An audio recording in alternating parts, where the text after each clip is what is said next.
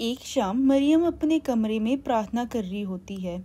उसके चेहरे पे शांति छाई होती है और वो अपने प्रभु से आशीर्वाद की प्रार्थना कर रही होती है। तभी अचानक कमरे की रोशनी बदल जाती है और एक प्रकाश से घिरा हुआ फरिश्ता गब्राएल उससे मिलने आता है। गब्राएल की रोशनी को देखकर मरियम को कुछ भी समझ नहीं आता। उसके अंदर एक डर होता है, लेकिन गब्राएल उसे शांति से कहता है। लूका अध्याय 1 की 30 से 32 आयत के अनुसार गब्राएल उससे कहता है, मरियम डर मत, तुम्हें ईश्वर के सामने अनुग्रह पाया है। तुम एक पुत्र को जन्म दोगी जिसका नाम यीशुआ रखना। वो महान होगा और उसे सबसे ऊंचा कहा जाएगा। हालेलुया। और लूका अध्याय 1 की 34 आयत के अनुसार मरियम कहती है, परंतु ये कैसे हो सकता है, मैं तो अभी कुंवारी हूँ। हालेलुया। तो गब्राएल मुस्कुराता है और लूका अध्याय 1 की 35 आयत के अनुसार कहता है, मरियम पवित्र आत्मा तुम पर आएगा और प्रभु का बल तुम पर छाएगा, इसलिए वो जो जन्म लेगा वो ईश्वर का पुत्र होगा। हालेलुया।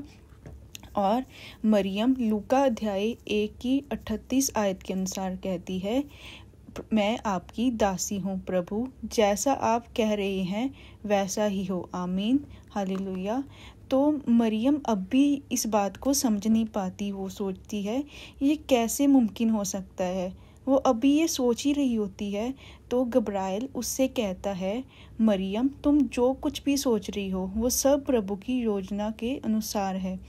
ये सब कुछ तुम्हारे लिए और दुनिया के लिए एक पवित्र काम है। मरियम धीरे धीरे इस घटना को समझने लगती है और अपने दिल में ये मानना शुरू करती है कि ये सब कुछ प्रभु की इच्छा से हो रहा है।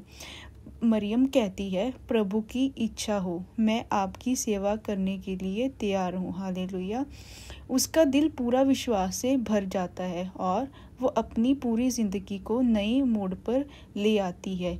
ये पल उसके लिए एक नई दुनिया की शुरुआत होता है।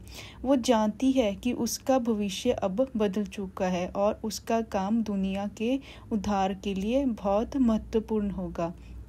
यूसुफ, जो मरियम का होने वाला पति होता है, इस घटना से बहुत ज़्यादा परेशान और चिंता में आ जाता है। उससे लगता है कि मरियम जो कह रही है वो सच नहीं हो सकता। वो सोचता है कि क्या मरियम सच कह रही है।